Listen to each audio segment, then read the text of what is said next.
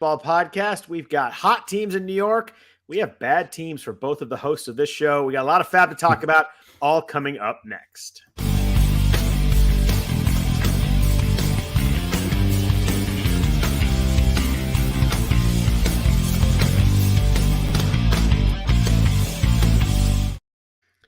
Happy Sunday night, everybody. Welcome to the RotoWire Fantasy Baseball Podcast. I'm Scott Jenstad, joined as always on Sunday nights by Jeff Erickson. If you could please rate or review the podcast, we'd really appreciate that.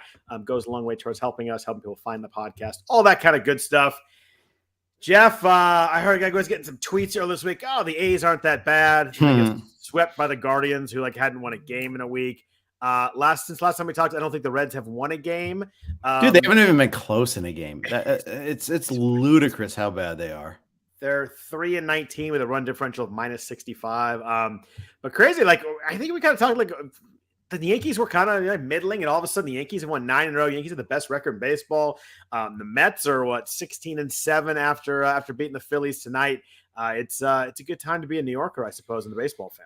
It's good to be in the MLB front offices too. They like that, but they must be loving it. Right? At least their broadcast partners do, at the very least. But I mean, you had 40,000 at the game in Toronto on Saturday night that I was watching. The Blue Jays are really good. So it's been fun. The Angels are good. The Dodgers are good. The Padres and Giants are good. There's a lot of the big name teams at least come out of the gate here in April. I guess we're in May now, but through April pretty well. It's almost as if you invest in your product, you have a chance to win a little bit more. And but here's I'm not even going to go into it. I'm just going to say I'm happy to see, if our stupid teams can't do well, the teams that at least are trying are getting rewarded for doing so. Yeah, that's what I used to buy into, this whole, they're buying a championship nonsense. No, it's good. I'd rather they spend their money on that than pocketing it. So, and they're not breaking rules. They're not skirting any rules. They're playing by the rules. And it's a lot of fantasy to talk about. There's a lot of stuff going on. We had a lot of cuts today with the rosters going down 2 spots. Mostly it was kind of middle relievers. Every team kind of carried a lot of pitchers, but Josh Lowe in Tampa Bay got sent down. I know he'd been struggling, but I was a little surprised they did that, considering they traded Meadows to open up that spot. And then when they had to go cut down, they went Josh Lowe. Well, I think it does speak to the whole the concept that they cut him in order to make room for Josh Lowe. I don't think that's true. I think it's they traded Meadows because they didn't want to pay Meadows because he was about to be expensive, and it wasn't. In their mind, he wasn't worth that price. I think that was their real reasoning why. It happened to be that they thought Josh Lowe could be this equal trade-off, and so far he hasn't been. But we've also seen that the Rays are going to send players down when they're not performing. Vidal Brujan got sent down pretty quickly last year. He had just a nanosecond with the team this year. They'll do that, and Lowe will be back up at some point in time. It's just, can you be patient enough to hold on to him is the question. The answer is probably no. We're going to talk. We're going to talk at the end of the podcast, kind of the end about guys that you think you should drop. I think we're a month in to the season now. I think it's good to talk about. Do you get to the point where you've got to, lose some of that patience and drop some guys? And Lowe will be one of the guys that we do talk about. I'm going to say one more thing here too. Please do. It's interesting though. Yeah, and he earned that demotion, but he batted cleanup today. Yeah.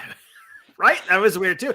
And it's Rays are going to Ray. I mean, that's just what they're going to do. Got a bunch of stud outfielders that Lowe was keeping playing time. We're talking about Harold Ramirez and Kiermaier and Brett Phillips. I was just a little surprised based on the fact that it's not that crowded of an outfield, honestly.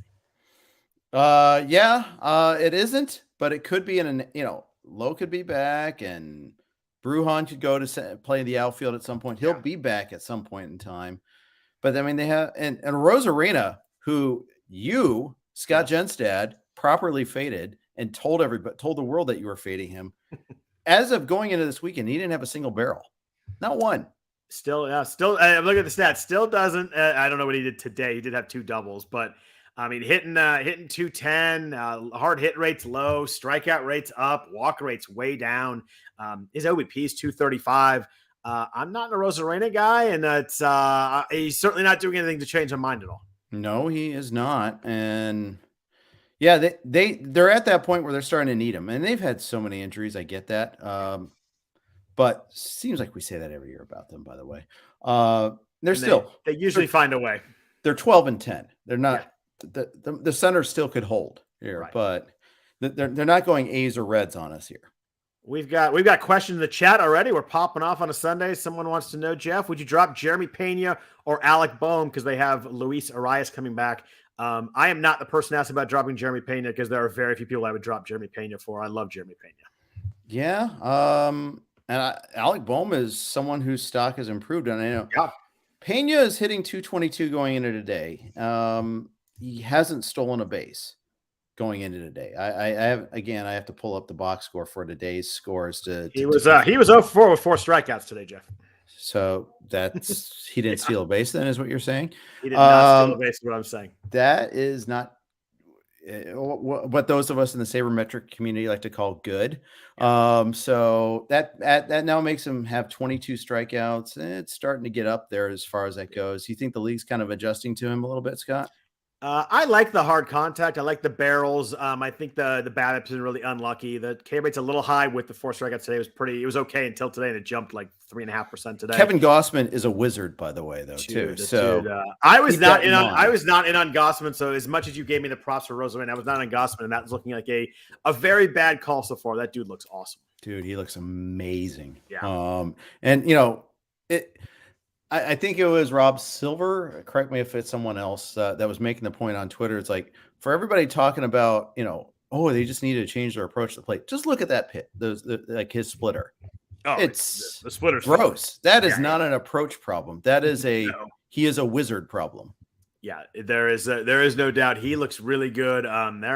Toronto's obviously we knew they're gonna be a fun team, but swapping Gossman for Robbie Ray doesn't look like they're gonna miss much there. Yeah. So I might actually, I think the question is, do you hurry Urias back? Can you buy yourself a week on that? That's what, to answer Good Matt's answer. question, going back to this question here, Matt asked to drop Pena or Boehm because I have Urias coming back. Wait that extra week. I agree. I like Pena and Boehm, so it's tough. I know Urias has triple eligibility and was good last year, but I'd like to keep them. If you could buy another week, I go with the Jeff Erickson call there. I wait a week too. Yeah, 6 games for both the Brewers and the Phillies piece. Houston has 7 games, so I'd ride it out a little bit. With Houston this week, they go 7 at home also, and it's Seattle and Detroit. That doesn't scare me. No, and Logan Gilbert pitched today, so they miss him, right? That is correct, sir. And that dude never gives up a run, so you don't want to face him. Yeah. Meanwhile, they do get Matt Brash, who is on the struggle bus right now. Guy that we were all like oohing and ahhing over a little bit before, justifiably. But the league sent out. It was like Independence Day. Send out the word. Don't swing. Do you think he goes down? They didn't send him yet, right? So I think that he gets this start here. Then we'll see what happens. I think aren't they going 6? So they could easily make this. They're scheduled for 5 next week because Gonzalez and Flexen are both pitching twice. Okay. But I think he's got to start against Houston. I think he'll make it.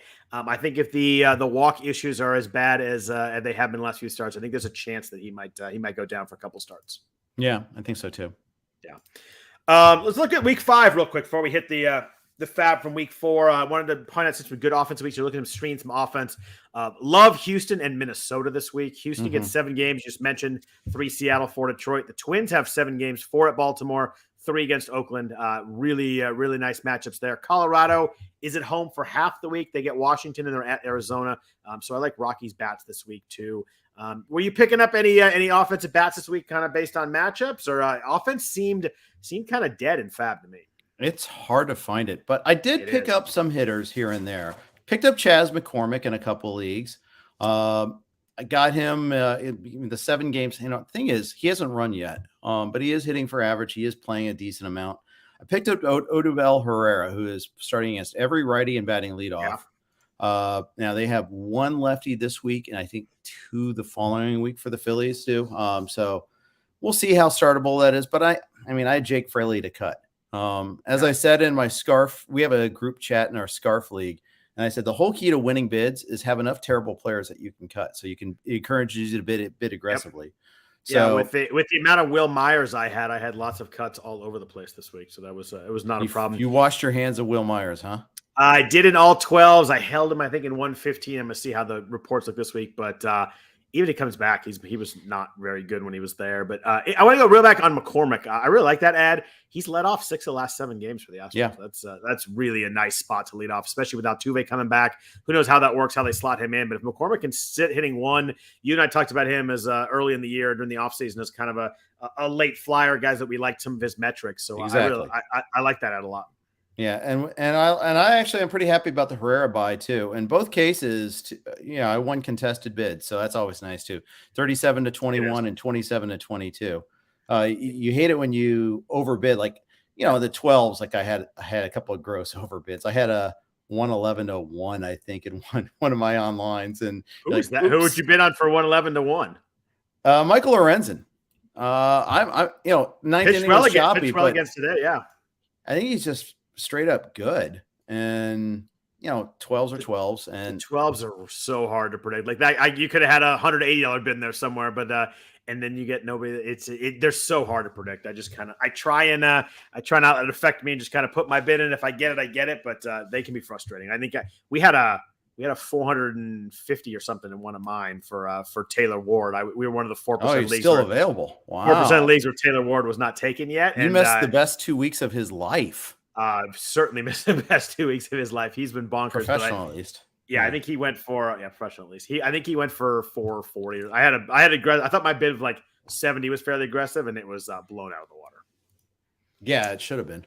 It definitely should have been. He's been awesome. But we have an 8-gamer this week. With the Mets have 8 games, and just a reminder that I think I'm right. Doubleheaders are all 9 innings this year, right? So there's none of this like they have 8 games, Correct. but they're missing 4 innings because of the doubleheader. So the Mets have actually 72 innings of games this week. So that's a big schedule there. We do have 3 teams with 5 games. So if you're playing guys kind of half weeks or full weeks, know the Dodgers, the Cubs, and the Rangers only get 5 this week. Correct. Yeah. And the problem is, like, your Dodger hitters, are you going to bench them in the 2 game? Like, I have Will Smith. Do I bench him? No, probably not. Although it's funny. That's the league I got Melendez, but and we haven't talked about him. We can talk about him in a second. But it's a hard decision. You're not sitting Smith. You're not sitting Betts. You're not sitting Taylor. You're not sitting Freeman. But the other guys, like, if you've got a 4-game schedule and you can sit Bellinger, you can sit Chris Taylor. I hate 2-game weeks. We get the half periods in the NFBC. You go 4 versus 2. It's got to be a pretty big like stud, like a Mookie Betts, Trey Turner, Freddie Freeman for me to not to play the 2-gamer. Yeah, and now it makes me want to look at the handedness of their 2 games in the first half there. Yeah, Cody Bellinger faces Rodon and Wood in the Monday through Thursday. That's it. Yeah, that's not a good call anymore. That's just a flat out sit. Yeah, easy, especially Rodon. We have Urias and Rodon on Tuesday. That's gonna be awesome. Yeah, we got some pitching matchups this week. We do. That's Braves Mets too. Braves Mets. I'm super pumped for that series. Oh, that's right. We got Fried and Bassett tomorrow. That's a good one right there. And then we got the baby goat Tyler McGill on Wednesday. That'd be a good series right there. Yeah, and Kyle Wright, is he for real or not? I mean, this is a really good test. I hope so. Kyle Wright's been awesome. He sure has. Yeah. So let's jump into FAAB this week. It was a weird week. I felt like there was some pitching to maybe attack, but the hitting was weak. But we'll talk about some of that. But pitching wise, I want to talk to me about Chris Paddock. He's someone that, a couple years ago was, super uber prospect, pitched really well. Last couple of years have been very rough, but good so far this year for the Twins. 3.6 area, 1.16 whip. A lot of people have wrote him up this week. Like you can see some improvement. Hard hit rate's been really good. Like that's been a really big problem for him. He's down 31%, 4% barrel. Swinging strike rate's 11.3%. Only 1 walk so far. Key for him. The command's been pretty good. He has 2 starts this week. He's Baltimore and Oakland. So like lines up really well on paper. How are you on Paddock this week? He wasn't available in a lot of 15-teamers, but a bunch of the 12s he was. Yeah. I didn't see him in too many places. Jeff Zimmerman wrote him up pretty good this week. And, he's throwing the fastball less and the curve more. And it's all along. We've been yelling and screaming that Chris Paddock is getting really terrible results on his fastball and, stop throwing it so much. He didn't need that third pitch. I don't know about third pitch, but at least he's throwing the curveball a little bit more often. So that's a good thing for him. Yeah, it is. He was actually available in one of my main events. I kept kind of boosting him up during the day. We were talking earlier, I was at the Dodger game, so I was kind of like half figuring out what I was doing, half watching the game, half watching the Warriors game on my phone. I got to tell you, Jeff, technology is unbelievable. I sat there, I watched the whole fourth quarter of the Warriors game in my seat from Dodger Stadium, which is pretty amazing to think about. Like, if you told 18-year-old me that was a possibility, I'd be pretty amazed right? by that. You tell 28-year-old me, and yeah, right. Like it blows me away. Well, you were probably 28 when I was 18, so that's about right.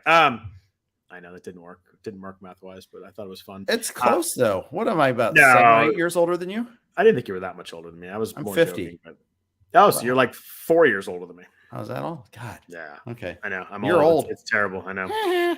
Paddock went for 121 my league. Really good bid by Tanner Bell and Jeff Zimmerman. The backup bid was 119, and I know that Paul Sporer was in on him. I was in on him. Oh, so that's in your main. Okay. That was my main. Yeah, he was. I think he was like 98% owned, so it might have been either 1 or 2 leagues he was available. But it's one of those guys that could be a difference maker. I mean, he may go back to normal Chris Paddock, but difference makers are hard to find, especially in pitching, and that's got a chance to be one. Yeah, I think you're right. We actually had Anthony Bender available in that same main too. So we had what? Yeah. So we found someone worse than me. I actually had Bender benched in one of my leagues. Oh, yeah. Benching is better. Benching is better than cutting for the 4 save week. Yeah, I don't know about that though, man. Because at least you're causing everybody else to spend like chunks of their FAAB on a guy that. By the way, he got 4 saves, but they were all kind of bumpy. Yeah. They were kind of hanging on for dear life sort of saves. At least a couple of them were. That they were, but he went for 322 in my main, so that was a big one. I was in on that, but nowhere near that price. Let's talk about that for a second, though, because I think that's actually a good bid. I mean, if you think he's the closer the rest of the way, now we can argue whether or not he isn't, but he's certainly the guy right now. Yeah, it's like 22 weeks of perhaps saves. Yeah, that's worth 322. That's worth a third of your FAAB budget easily. Yeah, I agree. If you think he's the guy, I was with you with the saves were a little bit sketchy for me. K rate's down to 70%, swinging strike rate's down to 10%. As I look deeper, I didn't love the pitcher as much, but yeah, I mean, he's got the role. You get 4 saves in a week, you're clearly the guy. They're using you every time they get a lead in the ninth. So his leash grew this week a little bit, although you mentioned some of the saves were sketchy. I wasn't ready to go that much based on the pitcher, but yeah, if he closes all year, it's certainly worth it. Yeah. So, I did my observations thing on Wednesday night again, did another one of those. And that was same situation. I watched the whole thing. So Tanner Scott had to come into the game in the 8th inning because Nat's got a couple guys on. I think one of them was on an error. I think a hit. No, I think there was a hit and then an error, and they brought in Tanner Scott to face Juan Soto. Scott induces a ground ball. There's an error. Then because of the 3-batter rule, he has to stay in. He walks the next 2 batters, walks a run in. Oh, jeez. So then Bender comes in to have to finish the 8th, gives up a rocket to Yadiel Hernandez, but Mushball comes in and plus, the wind's really fiercely blowing in. So it's like 107 miles an hour exit velocity, and he got caught on the track. The next inning, Michael Franco hits a rocket down the line, stares it down, thinks he's hit a game-tying homer, hits the wall. Instead, he ends up with a single. Bender gets out of the inning, gets the save. But it was like hanging on for dear life sort of saves. Yeah, I was going to make fun of you for watching Marlins Nationals, but the Marlins have actually been pretty good. They're 12-9. Yeah, he won 7 in a row until they lost today. But it was also on the Grid channel, Scott. And what am I going to do? Where else am I going to go? Oh, wait, sorry. It's too soon. Reds fans are going anywhere else but there. The Grid channel's the best. It is. And I love it. On Wednesday nights, and I think on Friday nights, they actually take one of them out for the strike zone, whatever they call it. Yeah. It's essentially the red zone, but they have to come up with a different name. But I just call it the red zone anyway. Yeah, and the guy on Wednesday night sounds a lot like the late Fred Willard, so it's even better. And he makes these random observations. I love it. It's actually my sort of humor. But the best part of that little red zone or strike zone channel was that the years we didn't get Dodgers games, you would actually get Dodger highlights on that. Yes, which was the only time I didn't see Clayton Kershaw pitch for like 5 years now. I'd see him on the little strike zone channel. So I'd always turn that down just to get my Dodgers fix. And only on the strike zone channel. You couldn't even get like on the Grid where you could watch like the home team feed. They blocked that out too. Yeah. You're almost surprised they didn't block out when they talked about Dodgers. They would go black box on the screen or something. Yeah. Got a question, a good one here. That's a pitcher question. Would you stream Rasmussen this week? Eric Rasmussen. A great call. Drew Rasmussen. Eric Rasmussen is a analyst in our community. He's really good at college hoops. And he also knows baseball too. So sorry about that. My bad. So that was actually my next guy on the list. So I just happened to be looking at his name. Really good matchups. He's at Oakland, at Seattle. He was 78% rostered in the 12s. I saw Phil Dussault, last year's champion. Actually had him available in the main event and went big on Rasmussen. But Rasmussen coming off his best start, 6 innings, 2 hits, 1 walk, 9 strikeouts. His ground balls are down a little bit. Usually a big ground ball guy too. Swinging strikeouts up to 14.6%. Ks are up a little bit to 24%. Walks are down. This all looks good to me. My only reservation on Rasmussen is, there's a lot of times where he's a 4 to 5 inning guy. So maybe wins are tough. Maybe he goes out early. But where he was available for me, it was a 12 teamer. I picked him up. I think I got him for 47. I saw Phil was in the 300s for him in a 15 teamer. Rasmussen was my top pitching target wherever he was available. Sure. It just wasn't available for me. And probably because in many cases I already had him. There you go. I like him a lot. You mentioned that one concern is length. He was the hidden, came back to the Rays in the Willie Adames trade. And he was pretty good last year. It's just Adames was so good, and it's hard to find a sharp. Yes, you had Franco, but you're giving somebody else a starting shortstop, and those are still good to get. I mean, the Reds would kill to have Willie Adames right now. Adames had a good week last week too, and was really good for the Brewers at the end of the year. Some of the chat asked that they would drop Cody Bellinger. There's no way I'm dropping Cody Bellinger right now. Love the hard contact. The strikeouts a little bit up, but I think I've seen enough. 3 stolen bases, running a little bit. He's definitely a hold for me. Probably in any size league for me at least. Agreed. We talked a little bit about Bruce Zimmerman last week, but this week is the week that he's really the popular pickup. He has 2 starts coming up: Minnesota and Kansas City. He was only 22% rostered in the 12 teamers in FBC. He was very highly rostered in the 15 teamers, but we talked last week a little bit, been great. K- walks in was 20%, ERA's under 1. The thing is interesting. We talked about, I wonder who he's faced. He's faced New York twice, the Angels once. We talked earlier about teams have been playing well. Both those teams are swinging strikeouts at 12%. You never know after a month, but Bruce Zimmerman's April was very real if you look at it closely. Yeah, it was. And so I earlier wrote, if you're going to beat me with Bruce Zimmerman, so be it. God bless you, because his velocity is actually lower than it was last year. Yet, because he's throwing the fastball less frequently, he's actually getting more strikeouts. Continuing a trend. I mean, I haven't seen he's throwing his fastball more, therefore he's doing better. I haven't seen any of that this year, and maybe that'll change in the summertime when these guys get looser and the velocity comes easier. But, and Camden is playing like this extreme pitcher's park now. It's really wild. And I know that the Orioles eventually ended up scoring 9 today, but a lot of that was in the slop and the wind. So I wouldn't even read too much into that. But he gets 2 home starts this week. Minnesota, which is actually a pretty tough matchup, quietly a pretty decent lineup. And then Kansas City, which is not a decent lineup. No, they're really bad, horrible. And the key is that Baltimore had Boston in town too, and that always is a good thing to pitch against, because that offense right now in Boston is brutal. It's crazy how bad they are. 29th in what's it? WOBA. 29th in WOBA in baseball right now.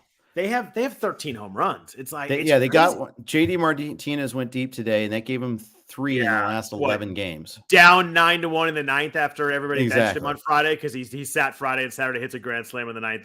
So it's on everybody's bench too.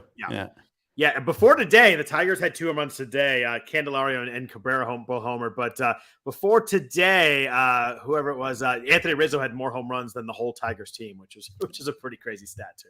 Yeah, there's some really morbid offenses out there. There are some really rough ones out there. Before we get to some pitching and FAAB, I want to talk about relievers and stars, but first a note from our sponsors at Blue Wire. Jeff, relievers. We talked about Anthony Bender a little bit. The popular guy that got popular during the day today was Ryan Helsley in St. Louis. He has been insanely good. He was like 43 or 47%, one of those numbers in the main event before today. But 8 and a third, no earned runs. But today, a 2-inning save. Giovanni Gallegos hasn't pitched since Monday. It's been a little bit strange that he has been out there. 16 strikeouts for Helsley, no walks in 8 and a third. Fastball's averaging 98.8. Today it was like 101, 102. There was he hit 103. Yeah, there was like the graphic from Baseball Savant that like had his start, and it was everywhere on Twitter today. It was like 102.8, 103. It was like crazy. His bidding was pretty wild. There were a lot of triple digit bids. Yeah. Do you think there's a chance? I mean, there was a lot of talk about in the offseason that they wanted, Gallegos to be the high leverage guy, seventh inning, but he's been used pretty much a traditional closer up until this week. Do you think Helsley has a chance to step in and kind of push Gallegos back? Do you think this is just a situation today where he looked good? They left him in for the second inning. Where were you on Helsley as you were kind of figuring out bids today? I was in on him because Ryan Roof came on the podcast Thursday and was talking Helsley up, and even he goes, I really hope he doesn't have a save before the bidding goes so I can get him cheaply. Right. Oops. Instead of dominant 2-inning save on Sunday as everybody's working on their teams, right? Yeah. So, I mean, that's just the thing is Gallegos gave up runs in his last 2 outings. Yeah. And granted, that shouldn't have been 4 earned runs. That was an error on Arenado, and it's ridiculous that it wasn't called as such. That at least 2 of those runs should have been unearned. And arguably all 4, because I think that ended the game. That would have ended not only the inning but the game right there. And yeah, he would have converted the save. I think if you asked Arenado, he would agree that was an error. Well, and it's funny, the Mets announcers even said something to the effect of that's obviously an error or something like that. And it's not like the official score is trying to save Arenado because he got an error anyway for the throw, so it would have been an error or an error. Like it's not like it helped him, and it hurt Gallegos. It just seemed weird that I don't know. My theory was that the official score had Mark Cannon in his fantasy league, and that was a big at bat or something. But I was surprised that there was not some sort of adjustment there. I figured maybe we'd go back and he'd have 0. But that was tough. But it's weird that we haven't seen Gallegos otherwise, aside from the fight where he was the first guy over the wall in the bullpen to join the fracas against. I wonder, Mets, right? Did something happen there? By the way, he should not be climbing over the wall and dropping down to go get in the fight. Like go through the bullpen door. Yeah, okay. Wasn't the first thing I was thinking of, but sure. That was a big drop from that wall, though. Like, he climbed over it. It was insane. Well, maybe he hurt himself. And there's not like there's a real fight going on. Like, by the time he gets there, nobody's pushing and shoving anymore anyway. Yeah. I'm trying to find the velocity in his last outing and can't seem to find it. I'll track it down at some point. But I wonder, is something off a little bit there? Because he also gave up a run against the Reds in his outing prior to that, too. So makes me just a tiny bit concerned. I mean, why else would he be shut down for so long? And maybe the Cardinals just said, Helsley looks great. Why take him out? Right. And but a little weird they hadn't pitched since Monday. Like you think he would have gotten at some point, but yeah, maybe something happened, or maybe they just haven't had the right situations. But yeah, I mean, Helsley's been really darn good. That's for sure.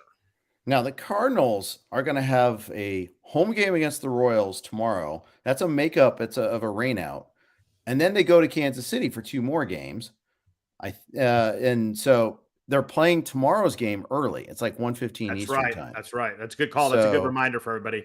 Yeah. Gallegos in that outing, fastball was 93, 92.9 was the lowest, 94.4 was the high. Okay. And to give it some context, in previous years, his average fastball was 94.5 last year. It's 93.3 this year generally. So it's a little low, maybe. A little bit. Yeah. Not that velocity is everything and everything. We were just talking about Bruce Zimmerman, who's lost a mile and has gotten better somehow. But something worth watching. Yeah, and see if it's funny. His ERA is 6.43 because of that outing just wrecked it, but his FIP is 2.48. Yeah, four earned runs for a reliever is really hard. It takes a while to recover from that just because you throw still a few innings. Whereas a starter, you throw a nice game after that, you can kind of fix that. But when you're throwing 1 inning at a time, you throw 4 in there, it's really tough. Yeah. To answer your question, I went the long-winded way. I was looking to see if he was available. In many cases, he was not, because our competitors are really smart. It's funny. It's funny you say that. You and I were talking a little bit before we started. Like, it's funny. I think I kind of forget in the offseason, but like doing well in some of these bigger leagues and competitive leagues takes a lot of time and energy and commitment, attention to detail. There's a lot of stuff. And I find myself, I was at the Dodger game today, and I was telling you earlier, we ran, my daughter ran the field after the game. So I was late getting back. It's hard. It takes a lot of time and energy and effort to really compete and do well in this season. You kind of half-ass it and get in there. And, I know I watch enough where I know all the big names, but the little attention to detail about the little things that people pick up. And I see after FAAB, I'm like, oh, I should have seen that. That's the kind of stuff that usually separates the winners from the losers in these leagues. Yeah. Helsley was available in one of my two mains, and one of them he's picked up on the 17th. Oh, what did he go for in the one he was available? 51. Very reasonable. Right. 51 to 39. I think I don't think we went crazy over him because we've got two closers there, and yeah, I mean that makes a big difference who you need. An eighth of a closer in Jake McGee, we haven't cut him yet, but we might. But yeah, that's certainly shifted to Doval over the last couple of weeks here. Well, and then McGee decided to cement it today by he was giving up some shit runs. Yeah. What did you do? You're pardoned. What did you do in Arizona? Mark Melanson is on the IL for, quote, undisclosed reasons. My first initial thought was maybe that was a COVID IL, but usually they announce COVID IL because it's a different designation. So I just don't know what's up with Melanson. I've looked and I have not seen anything. Ian Kennedy converted the one save he had after Melanson went out. Kennedy has not been great. 4.5 ERA, 1.5 whip, but only 10 innings, 18% K rate doesn't get you excited. 13.6% walk rate definitely doesn't get you excited. Again, really small sample here, but Kennedy hasn't been great, but clearly seems to be the guy with Melanson out. Yeah, I should have bid more. I didn't. I was like 12, 13 on him because I think it's a short-term thing, and I don't think he's that very good. I wanted to bid more too, and then I don't like. If they say tomorrow Melanson's back, he was just on COVID IL, it's possible. Maybe not. That's also part of it.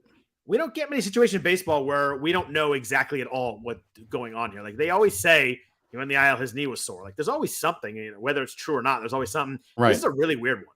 It is. And the fact that I still think it's possible it was COVID, he does. It's not that he has to test positive either. It can just be he had cold symptoms. I mean, that happened with Nick Senzel had like the stomach flu when he went in the Dodgers were hosting the Reds, and they put him on the COVID IL, and then he was back in the next series. I mean, I think some of that is like strategic to get to use that to get an extra guy, and heck yes, it is. Yeah, okay, of course it is. I think so too. Yeah, I think. Any sort of trick teams can do, they'll do. Yeah, it's weird though, because usually they're like, "Oh, COVID and IL, we don't know when we're back." But Lanson's been just fully undisclosed. It held back my Kennedy bidding a little bit because I do think that Kennedy hasn't been great. They paid Melanson, some money, so I still think it's his job. I don't like Melanson, and I think Kennedy could take it over, but the whole undisclosed thing just kind of freaks me out a little bit. So I pulled back a little bit on being too aggressive with Kennedy, even when I needed some closers. I just wasn't sure if that was going to be for 5 days, and all of a sudden Lance is back, and it's kind of some wasted FAAB there. Yeah. You mentioned MJ Melendez earlier. Royals catching prospect got called up when Cam Gallagher went on the IL earlier. Melendez is obviously an uber prospect. He hit 41 home runs in 2021. I'm doing the math right there between AA and AAA. So massive power. Has been really bad in AAA this year, hitting 153, a couple home runs, and have 3 stolen bases, though, which obviously pops the radar big time when you got a catcher. Do you think he plays? Like, obviously, Sal Perez plays, it feels like 180 games a year, but he can DH a little bit, too. It's not like there's anybody then in Kansas City that you're worried about him having to displace at DH. How much do you think Melendez plays? You mentioned you picked him up in a league. What was your thinking on what kind of at-bats he gets? Why call him up unless he is going to play? That was kind of my approach. Yeah. The Royals are hurting for offense right now. And yes, Melendez has been terrible, and I didn't realize how terrible he'd been. Yeah. Until like we started doing the research for the bids. And I'm like, oh man, check to see if he's available. But wow.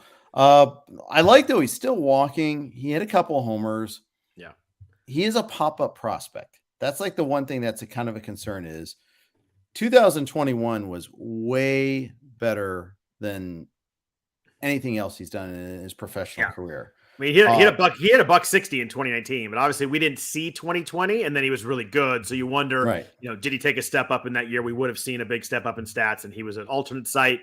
But anytime a guy hits 41 bombs and what is that, 133 games or whatever it was across those two levels, I mean that just jumps out to you when you get a 40 home run anywhere.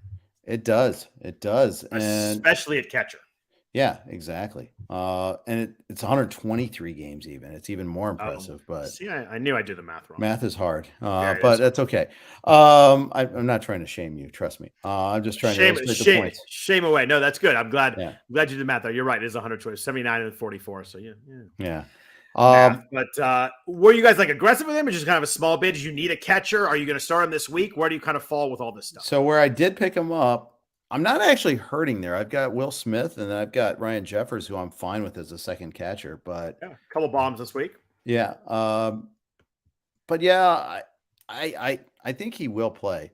And Anthony Gialdi, and I butchered it probably again because I'm a bad human being, but he said that his defense, that Melendez's defense is better than Salvi. Probably, but I saw that a couple times on Twitter this week. I know Prince's defense used to be really good. It's slipped. Is it bad now? Is it mediocre? Where would you? I don't know. I'm not the expert on this here. I will say this, that I don't think they'll trust Melendez with the pitch calling and things like that, though. Yeah. Which makes me think. And Anthony said you got Gialdi perfectly right, so you are now a good human again. Yay! Yeah, Anthony, by the way, sent me a cool Kansas City Moose T-shirt and coaster. Oh, so, fancy!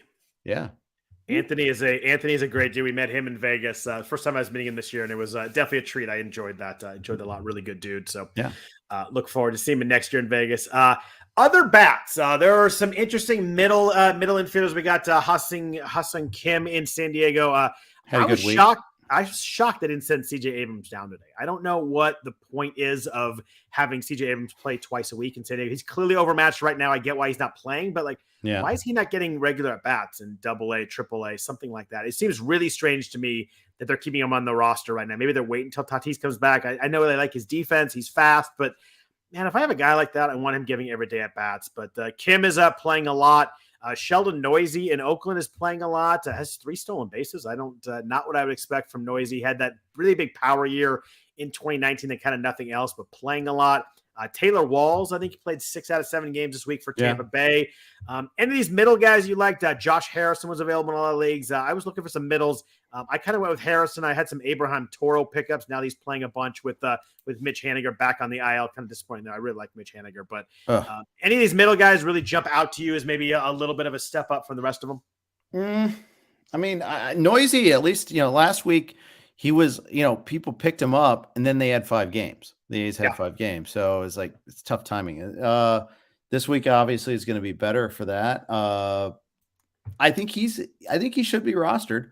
The question is, do you start him? They have 6 games. It's that perfect kind of do I do that there? Because if he sits even 1 game, then all of a sudden he's a marginal guy with, not getting the advantage in games. But I do think he's a guy that's worth looking at. And Kevin Smith is back, so maybe the playing time gets crunched a little bit.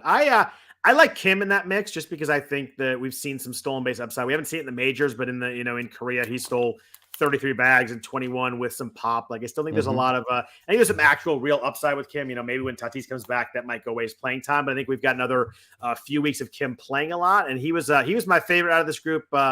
I always kind of a sucker for Josh Harrison. I think I like the guy more than the player. I really like Josh Harrison, the guy. He was on the A's last year. I got to, follow him. And everybody seems like everybody loves the guy. But I think Kim was my favorite of this group. There were a lot of kind of middling middles, to use a bad phrase. We drafted Josh Harrison. Shu and I did in one of our 2 mains. And I took him at 1 too. I dropped him when he was banged up and he got hurt. But one of the things about Josh Harrison, he's second, third, and outfield. Yeah, it's nice. So you get those 3, you get the 2 spots plus the outfield, plus you get middle and you get corner. And man, that is nice. It's amazing on Friday if you have a couple of guys banged up or someone that gets sick or someone that's not playing. It's nice that you can have someone that covers all those spots on your bench. Cincinnati native Josh Harrison. Oh, there you go. Yeah. Hopefully he's not a Reds fan. He isn't anymore. They'll, where else is he going to go? Oh wait, go to the White Sox. Okay, fine. Where else are they going to go? Famous last words. That is so going to last forever. I don't think you say that and it doesn't come back to haunt you for a long time. It's just, Except it'll haunt him so much that he'll cry himself to sleep on his $1 billion pillow. So right. At least he's not on Twitter with a firestorm of tweets. We don't need to get into any more Dave Cavill this week. But A's and Reds, it's not started well. What about the outfield? Speaking of Oakland, I really like Chad Pinder playing a lot, hits the ball hard. I think that we're finally at a spot where Pinder's going to play a lot. You mentioned Odubel Herrera playing every day against righties.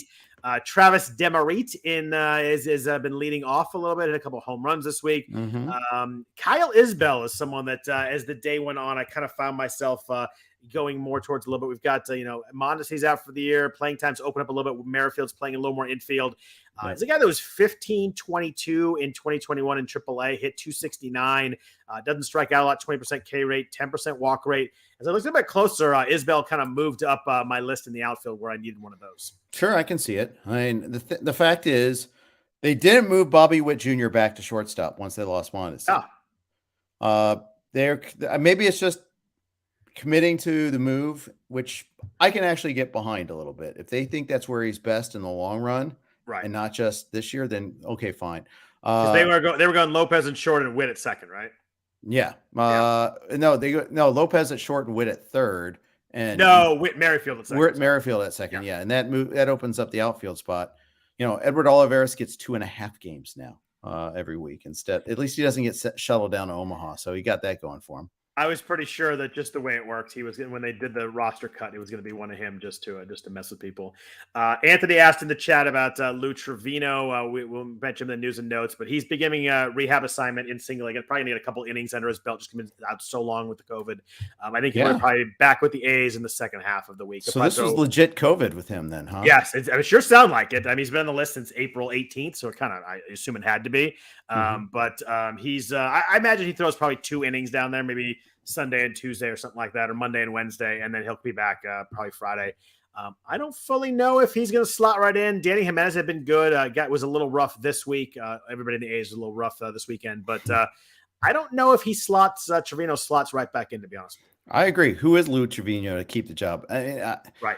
And the only thing is, I think they want to trade him, so maybe that's the reason. And I was going to say, to speak on that, but that I never sell Billy being short about his, it's not even him doing all the trades anymore, but that whole, ability to trade away a closer, that's like his, that's like 0.2 in his playbook there. And it's always seen work, but I think we're in a different era. You actually have to be a really legit, awesome reliever, not just a closer. It's just, teams have gotten a lot smarter. There's no more shifting off Billy Taylor at the trade deadline, which I think Bean did at one point. Exactly. Anybody else offensive wise? I think Santiago Espinal was were available. He's been. I was in on him. Yeah, I mean, he's hitting. He's got 2 home runs, 3 stolen bases, hitting 260, hitting the ball pretty hard. Good hard hit rate, pretty decent barrel rate. Doesn't strike out a lot. Just kind of forcing his way into that lineup. He's been, he and Kevin Biggio were kind of splitting time early, and I think that he's kind of blown Biggio out of the water. Yeah, and second and third eligibility out of Espinal too, which is nice.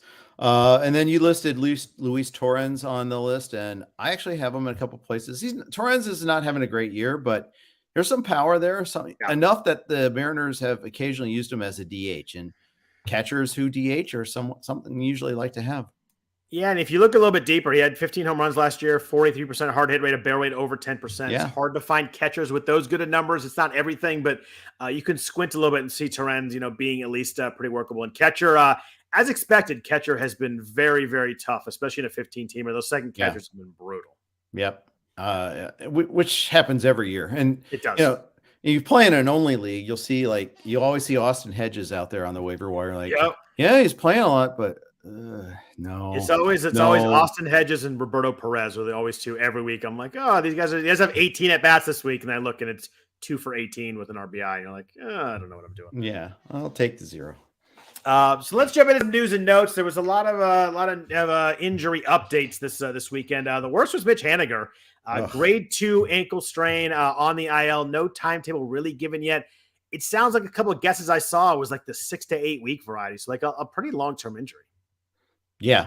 I mean, it was immediately on the IL again. Yeah. And I mean, the guy can't catch a break. He had a pretty long COVID absence also. Yep. And then, we all know about, his previous injuries. We won't belabor that point. I will resist all my crude puns. Yeah, he had such a great year last year too. Like, it's such a good story.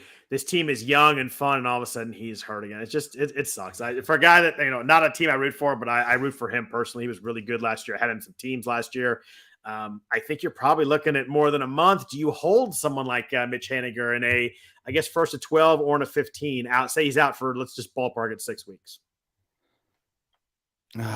God. I want to say hold, but I just know how costly that is. I'm dealing with that myself and some, not with Hanniger, but with other players too. It's just like Eloy, I'm dealing with that, right? Did you guys hold him another week? Yeah, we're holding him. Yeah. Eloy's too good. Yeah, I agree. He got dropped in my 12, and I just I didn't. He went for like 75 this week, so he got dropped. I'm holding him in my 12s. Yeah. I mean, he got picked up right away with backup bids and everything, so that'll give you a good indication that there's, a lot of people think that he should be held. Right, it's with the name we all know and all that. Yeah. I get that too. There's probably some extra value built in just by his name than in his actual value, but still, I'm holding him.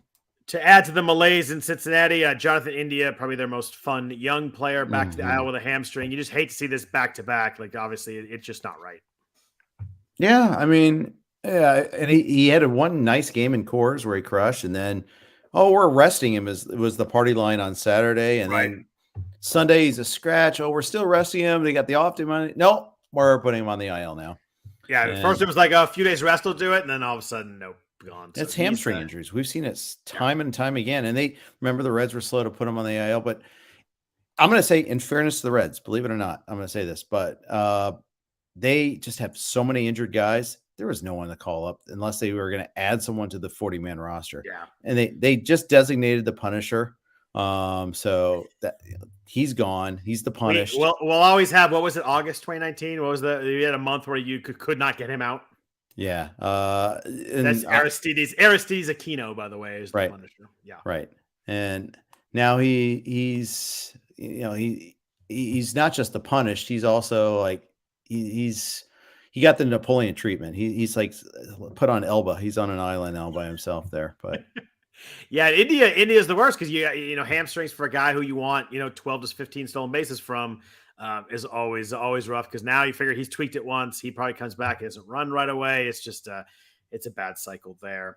On a good news note, Teoscar Hernandez took live BP on Saturday, starting a rehab assignment on Tuesday. There's a chance we may get him back for next week. And I think if you had told me at the time it happened, I'll give it back to you on May 4th, I would have signed up for that for sure. 10-4 on that. I'll type of guy I am. I'll wait until the 9th, and I'll still be pretty happy with that. Yeah, it was really nice. It's good to see him it seems like he's taken every step of the progression there with the oblique injury. Chris Bryant went in the 10-day IL with a stiff back on Friday. If you have him, make sure you get him out of leagues. Jose Altuve back, supposed to be in line to return on Monday. Obviously, if you have Altuve, your second baseman, I think I had Diego Castillo or someone else this week. Getting back Altuve will be very, very nice. Yeah. Astros really haven't hit that well. Granted, they just ran into the Blue Jays. They played 2 series against the Blue Jays. That has something to do with that slump too. But they also didn't hit all that well against the Rangers, and that's a team you should be hitting well against. But by the way, Yordan Alvarez can flat out rake. Yes, he's a good human. We like him. Dude is just, I think he's got 6 home runs already, and he missed a couple of games. He's awesome. I mean, watching that dude hit, we talk about hard hit rates a lot. Like anything in the 40s is really good. Jeff, so far this year, 63.6% for Yordan. I think that'll play. Yeah, it will. By the way, Kyle Tucker is coming around. Yeah. Although he ran into some more bad luck today with a rocket that got caught, but then he got lucky with the little squibber down the third base line. He stole 2 bases today. That the buy window may have never been open, but if it was, it's very tiny crack. If you're trying, it's like Gilbert Gottfried squinting type of crack. I mean, it's that thin. And for all the angst, by the way, the strikeout rate is, that's right, that was last week. The strikeout rate's under 19%, 4 home runs, 4 stolen bases. Like it's going to be fine there with Tucker. Yep. Let's see real quick some notes. Shohei Ohtani left today with some right groin tightness. Sounds like it'll be okay. He said he intends to play on Monday, but obviously check lineups there. Same with Wander Franco. He was scratched with a hamstring injury on Sunday. That's one that we definitely want to know. Franco's been very good, obviously. Bobby Witt Jr. we talked about earlier. We were talking about the Royals. Yeah. He got hit by a pitch, had a right wrist contusion. He was actually in the lineup and then scratched on Sunday, which you never like to see. That means he probably went out there and kind of felt it, and something happened. But that's one that you want to check. You hope that gets going, because he'd finally been starting to hit. I think he's like an 8-game hitting streak. He's been running a little bit. You can kind of see he was finally starting to click for Witt. Yeah, it really was. And they play the first game tomorrow, so we'll know pretty quickly if he's back in there. But what time do they play? Is that the one that got pushed? That's not the one that got pushed up. That was yes, Royals. it is. Oh, it is. Royals got pushed up. Royals. I thought you were referring to Bobby Witt. I'm sorry. You're right. That was it. Is Royals Cardinals that one got pushed up? Yep. And then remember, it's 1 game in St. Louis and then 2 in Kansas City after that. Oh, makeup for the rain out, right? Yep. And then they're pushing it because of weather, I think, too. They're pushing it earlier. So that's at 10:15, and Angels White Sox at 11:10 Pacific time. So those are both Pacific time. So we have 2 day games tomorrow. That Angels White Sox game, Patrick Sandoval, Dylan Cease. That should be a fun little afternoon. Another good pitching matchup. Yeah. I'll take that. Kansas City and St. Louis is Greinke and Matz, which is not bad. But give me Sandoval and Cease every day over that one. Yeah, for sure. Real quick, couple of notes before we talk about some guys maybe to drop in Giants land. There's a lot of news. Jock Peterson is still dealing with that adductor strain, not on the IL yet. Lamont Wade could be back on Tuesday. Evan Longoria starting a rehab assignment next week. The Giants have about 9 million injuries and still never seem to suffer. They're playing really well. Also, they're 14-8. So they just kind of have figured it out. But they're finally starting to get healthy. I think we're going to start to see a lot of platoons there again. Well, yeah, and Jock Peterson's perfect for that team. If there is a team that could max him out, it's the Giants. I mean, maybe it's not the greatest ballpark to hit in, but even that has been, ameliorated a little bit here with some of their ballpark changes that they've had. But yeah, I forget we talked about it. Did you see Peterson with that fan in Milwaukee? That was so awesome. That was so awesome. I can't use the language, but still I can't use the language he used, but imagine being that talented. Someone's giving you that much crap, you stare at him, and then you hit a ball 460, and you could. It was for some whatever reason the ballpark was quiet enough. You could hear this fan. This fan was on him so much that he stepped out of the box before the pit. For that bat. Then he goes deep, and it wasn't just goes deep. It's bomb. Standard and Meyer goes deep, turns around, looks at the fan, and then when he comes back around the bases, he curses him out. But yeah, I imagine that he got more than he gave, so I'm sure it's time to unload. No one seemed to blame him for that. Since we're talking about a bomb, Anthony in the chat asked, "Do you think that they're mixing Happy Fun Balls back in?" I've not tried to figure that out. I know that Friday there was a bunch of runs, and everybody's like, "Oh, they put the ball back in." And Saturday, I could look up and there were 12 games, and 9 of the teams had no or 0 or 1 runs halfway through. I swear I heard 5 different pitchers today take no hitters in the fourth or fifth or sixth inning. So I'm not trying to figure it out. I don't think baseball is smart enough or good enough to suddenly be able to flip a switch and put the good balls back in. They're so disorganized with everything they do. I don't think they can. You mentioned earlier last week, I think they can't fine tune it that well. That suddenly they can't ramp it up 8% when they wind the balls. I'll see what happens. I'm not even worried about it. It's clearly a dead ball right now. It's a little soft, but I'm going to give it more time than going this. I think 2 things too. I think that like you said, there's no precision in doing it. They're not going to tell us what's going to happen. I mean, that's the other thing. And I think it would take longer than that too. I imagine to, ramp it up and make them a little different. We're talking some, and it won't be uniform either. Yeah. It'll be, it's going to be, mixed in here and there like it was last year too. So it'll probably get stuck in the Port of Long Beach for a month and a half also. Yeah. While we're going back to old questions, a couple other things in here. What do you think about Josh Naylor? He was universally rostered last week. In the main event, 47 of 47, literally, he was not available in any of my main event leagues. However, he was available. We talked about it. We talked about him last week, and we were doing FAAB. I like Naylor. I think that he should play a bunch, but I think it's a deeper league, 4th, 5th outfielder type. I don't think there's a lot of upside with Naylor, but I think if you need at bats and someone that in a deeper league, I think he works. In a 12-teamer, he's probably pretty middling for me. Yeah, I think so too. And then the other question was, do we pick up Julio Rodriguez? I was gonna make you answer that one because you're contractually obligated to support Nelly. My answer is always Nelson Cruz, but man, there's no way. I don't think I could leave Julio Rodriguez not available. Julio Rodriguez needs to be rostered. Did you see today? Oh, that was a jack. They intentionally walked Abraham Toro, who's fine, maybe hitting well, but not really. You look at the numbers. He's Abraham Toro. He's Abraham Toro. Yeah, that's the key. And that's the first and only time that someone's going to get intentionally walked in front of Julio Rodriguez. Maybe for the rest of it. Maybe for the rest of his career. And I think J-Rod's got 8 stolen bases. I think he has 9. He leads Major League Baseball with stolen bases, I believe. Which I was listening to Clay and James on Friday in the Sirius XM show, and they were talking you're correct. It is 9. He's coming around. He's going to be fine. Yeah. And if he's running that much, I don't think I could leave the major league leader in stolen bases out there, especially one that is an absolute top of the line elite uber prospect. Yeah, 8-man league. I understand why, because he was hitting one something and striking out a ton. But if you also saw like all the overlays of the called third strikes on him, where they were all outside of the zone, some barely, some badly. Yeah. It's gonna come around. And baseball's hard. Like, it's gonna take a while. He's gonna adjust. They're gonna adjust back.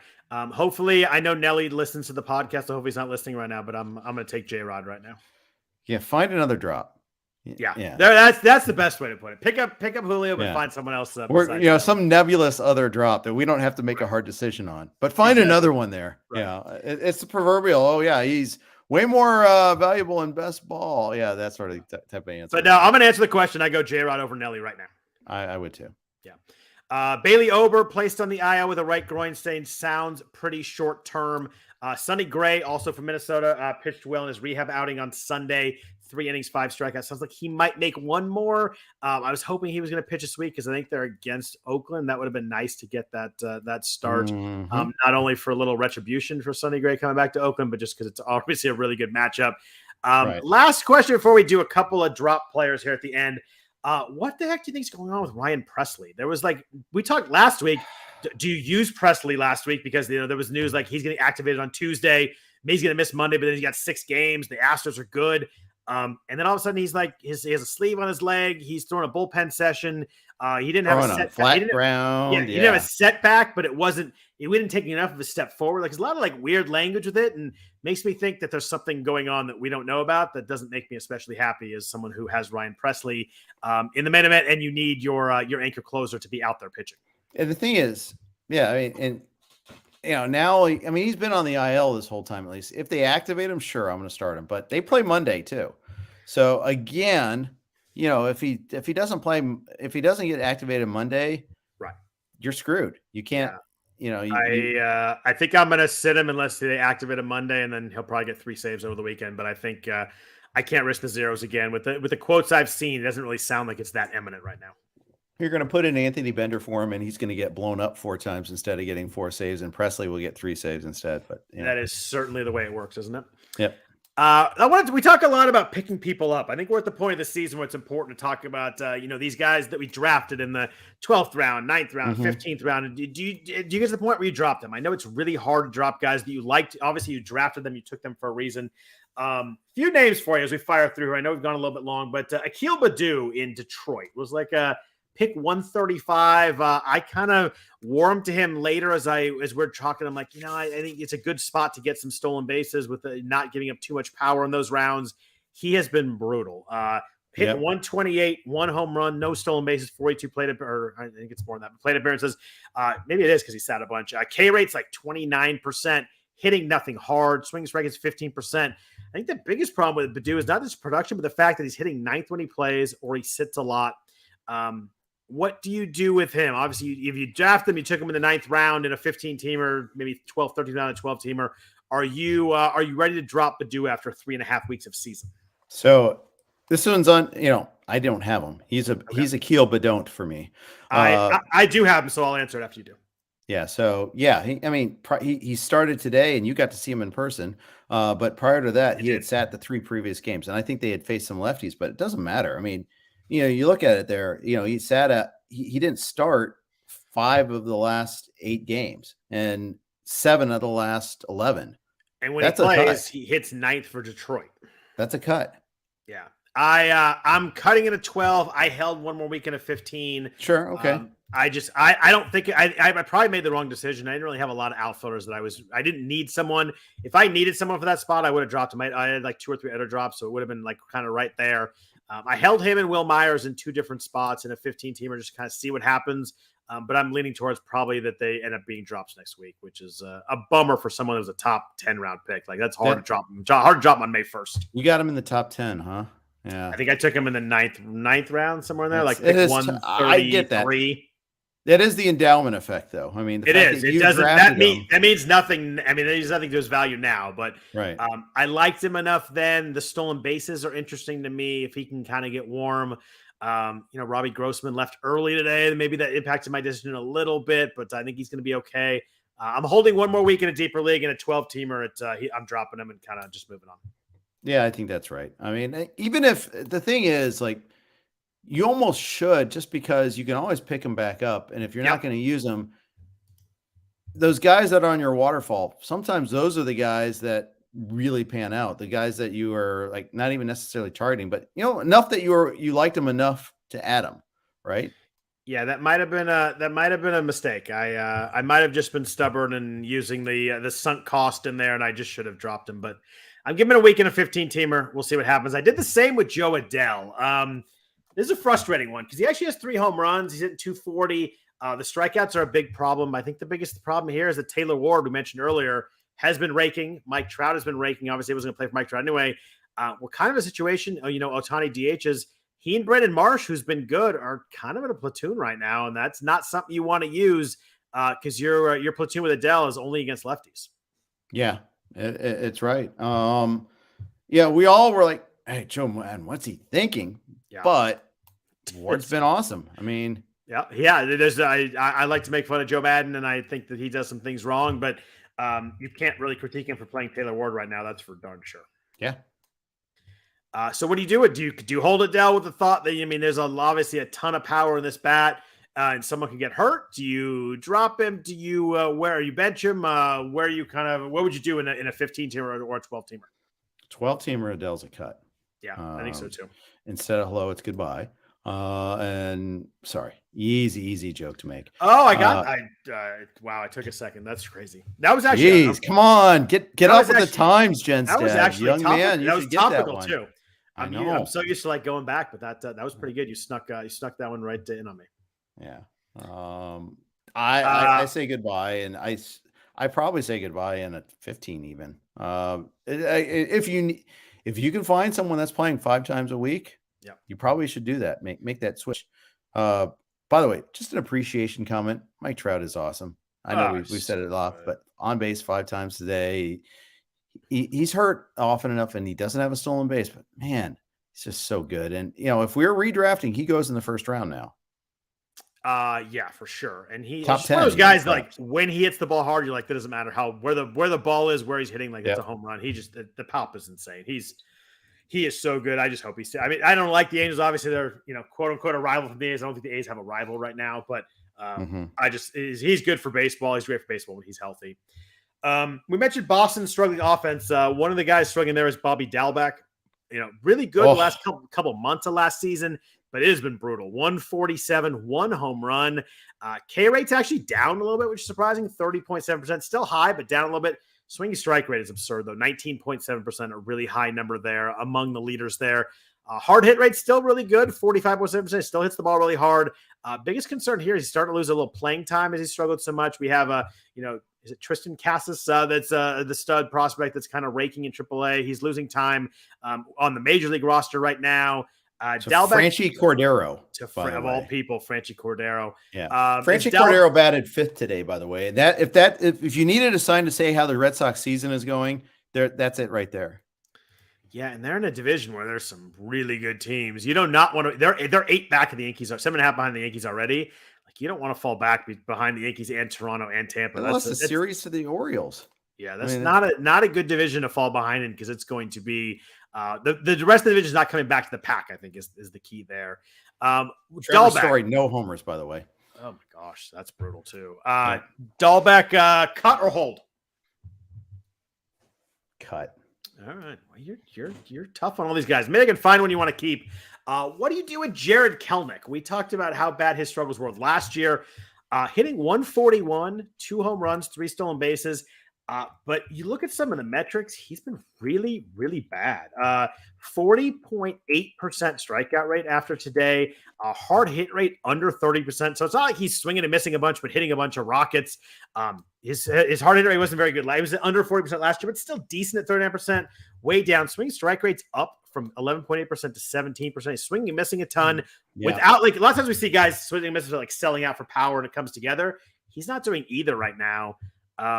The only thing right now that's keeping me on rosters is the fact that his name is Jared Kelenic. He's a huge prospect. Yeah. Anybody else, he'd be cut. What are you doing with him? I'm holding him because he's Jared Kelnick and friends and Yahoo friends and family. Right? And Because you're like, I can't be the guy who drops Jared Kelnick and then everyone picks him up and he goes off. But that's the fear. That it's really that. He was horrible last year. It's not like it's just a new thing. Yeah. He had $180 last year in 377 plate appearances. Like it's a pretty long stint of him being really bad last year, and he's backed it up this year by being even worse. Yep, he has. Strikeouts are concerning. I want to see like the rest of this week, but I mean, he's got a full 7 games, and we'll see how many if he sits at all. They do face 3 lefties against the Rays: McClanahan, Fleming, and Yarbrough. And Yarbrough coming off the IL, but you wonder if Haniger had not gotten hurt, how much his playing time would have started to be affected. Watch Kyle Lewis's progress because that's going to be like the fulcrum again. Yeah, it's rough. I think I'm a hold too, but man, it's getting really close. I don't have him anywhere. I was not taking him where he was drafted, but in a 12-teamer, it's got to be pretty close, right? Yeah. The league I have him is 16 teams, I think. Or are we 15 this year in Friends and Family? I think we're 15. Yeah, but it's essentially it mirrors the main, except we have 2 IL spots. That's the only difference, really. What in a smaller bench, right? Yeah. Well, and no overall contest and different category. Position roster otherwise size. Exactly the same. But roster size and like who's daily owned moves and who's too. not. Yeah, and who's owned is not is pretty close. But we mentioned Josh Lowe got demoted on Sunday. Been struggling, 38% strikeout rate, hitting 188. Barrel rate 2.7%. Obviously, everybody looks at 2021, 22 home runs, 26 stolen bases, hit 291 last year. Really good fantasy season in AAA. What do you do now with him going down? Do you stash him? Do you drop him? What do you do with Josh Lowe? Yeah, I mean, you got to cut him, I think, because we don't have a guarantee of when he comes back. And we don't even have a guarantee that he's the first outfielder back. It could be Brujan that gets the call before that. I saw in the comments that he's 4 for his last 13, and that's great, but they still sent him down. Crazy. He's still crazy hit cleanup today, but he was only dropped in 2 main events today. I think maybe it was just the late news and people had already put their moves in trying to figure stuff out. I didn't drop him either. I wanted to maybe see what he does for a week in AAA, but it's hard to hold a guy that struggled on a team that platoons and, may not play every day to hold him. I don't think I can do it. I don't think I do it too long. I think he might be a cut for me pretty soon. He was a 17th round pick, so I don't feel as bad about the perceived value there. I think he's a cut for me pretty quick. The thing about him too is like maybe he's one of those guys that doesn't see the ball well in Tampa. I mean, you saw Willie Adames leave and mashed. You saw Nelson Cruz kind of struggle with that there. Yeah. Why don't they fix that? They want their pitchers. They want their pitchers not to get hit. I mean, I think we've seen lots of things that need to be fixed stadium-wise in Tampa Bay that haven't been fixed. It's true. I am not one that can talk about stadiums, so I'll have to stay out of that one. You, with a Reds fan, at least have a nice stadium, which is nice. Allegedly, I've never been there, so as people have ragged on me before. I have not either. It's one of the 6 I think it is now that I haven't been to. I just haven't found myself in Cincinnati, unfortunately. Yeah, many games at Riverfront when I was younger, but haven't been in that area as an adult. As Riverfront as cookie cutter and boring as I would imagine it was. Yeah, but it was our cookie cutter, Scott. Yeah, that's how Oakland is. It's like I have so many good memories there, but I admit that it's adult. Yeah, it's bad. Exactly. Last offensive guy I want to ask you about. Some of these have been pretty easy. This one's a little tougher. Trent Grisham has been really bad in San Diego. Hitting 182 after today, 1 home run, no stolen bases. Hard hit rate's way down at 27%. Barrel rate's 3.9%. His K rate's up to 27.5%. Are you still a hold on Trent Grisham? Are you a bench on Trent Grisham? Are you thinking about getting rid of him? He was someone you and I talked about. It was a fade for me. I just kind of didn't like the progression from 2020 to 2021. We're seeing that progression continue on the downward spectrum in 2022. I actually ended up with him in an online. He fell really far as one of those if he's going to get to this spot, I might as well take him. Hasn't worked out well for me. Are you a hold still on Grisham, or what are you doing with him? I'm holding. If 3 for 5 today, 5 for 10 the last 2 days. Granted, he's pirating right now, but those at bats count too. I'm waiting. Yeah, I'm waiting, but I'm not waiting too long. In a 15-teamer, I think he plays enough on a good team that you got to kind of stick with him. In a 12-teamer, he's one of those guys that I'm playing matchups on. So he's like my 5th, 6th, 7th outfielder. I'm looking at half weeks. I'm finding it. So I'm finding myself kind of benching him half the time. And That's he's fair. one of my, if the matchups are good, he's got 3 righties. I'm playing him. If not, I'm maybe sliding in someone else there. He's not an every week start for me is kind of where I've classified him now. And San Diego this week faces Plesac, Quantrill, Luzardo, Alcantara, Pablo Lopez, Trevor Rogers. This is a tough week. That's not the best matchup week I've ever heard. No, I mean, it starts off okay, but those 4 Marlins starters, I mean, Marlins, I mean, they can pitch, and they still have Max Meyer coming up at some point too. Yeah, just to stick it to the A's, like Jesus Luzardo looks like he's like full in breakout mode right now. It's just it's pretty. I even hate that trade because they went for it with Marte last year and they were trying to make the playoffs. I didn't hate what they did, but certainly adds to the pain when he looks awesome. Yeah, he does. We always knew was in there somewhere. We'd not seen it yet, and he'd been so rough, but it looks really legit right now. Yeah, no video games for him.